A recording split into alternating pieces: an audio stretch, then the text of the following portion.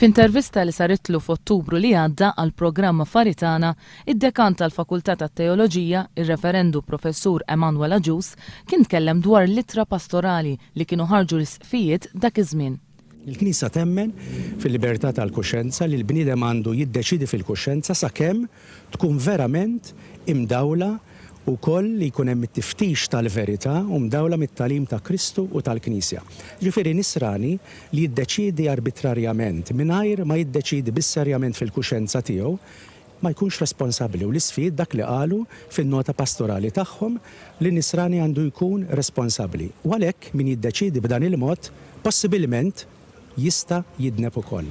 Imma jekk in-nisrani jieħu deċiżjoni wara li jkun fittex il-verità sieħa, qarbel is-sitwazzjoni u rrifletta jista' jasal għad-deċiżjoni tiegħu li jivvota favur il-liġi tad-divorzju.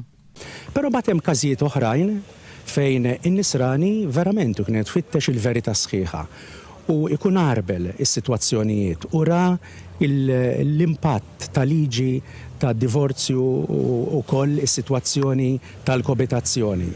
U jkun verament irrifletta u jista' jasal għad-deċiżjoni tiegħu li jivvota favur liġi ta' divorzju. Dik il-kuxjenza għandha tiġi rispettata.